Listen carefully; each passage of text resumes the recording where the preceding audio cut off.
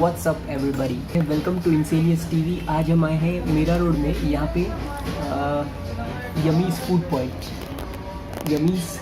Food point Chinese लेने। और आज हमने यहाँ पे ऑर्डर किया है ट्रिपल सेजवन फ्राइड राइस। देखते हैं टेस्ट कैसा होने वाला है।